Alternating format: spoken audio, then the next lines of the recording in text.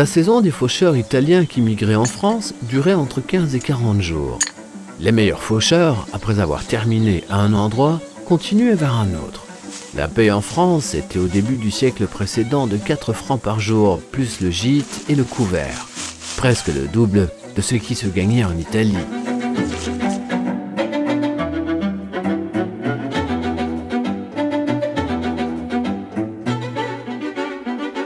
Aujourd'hui, c'est le dernier jour d'effort, le dernier chant et ensuite retour en Italie.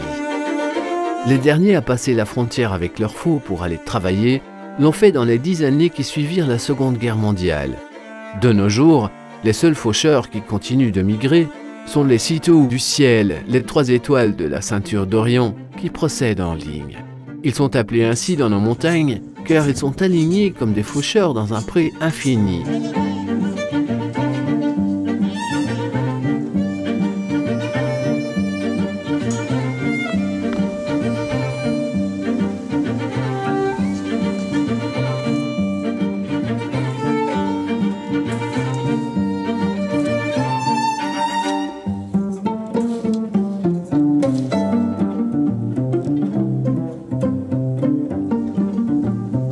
Cette fois, j'ai bel et bien terminé.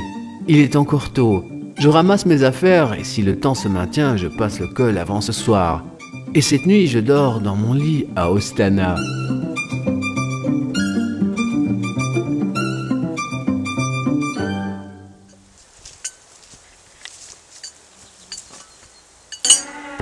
Mais où est cette seconde larme? Elle était là, quelqu'un a dû la prendre.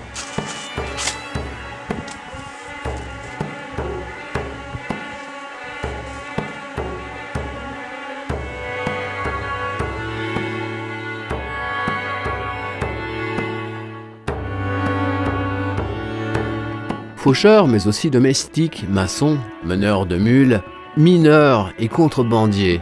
Ils étaient nombreux à traverser la frontière pour trouver du travail en France. Hommes et femmes, les us et coutumes de même origine, le grand nombre de parentés et les fréquentations continuelles rendaient ces échanges naturels. Parfois, on y partait très jeune, encore adolescent, pour aller servir dans certaines maisons, et ensuite on y retournait d'année en année, changeant de travail selon son âge et son expérience. La plupart du temps, on parlait d'emplois saisonniers, mais il y avait aussi ceux qui s'installaient et faisaient venir leur propre famille de l'autre côté de la frontière ou en créaient une nouvelle.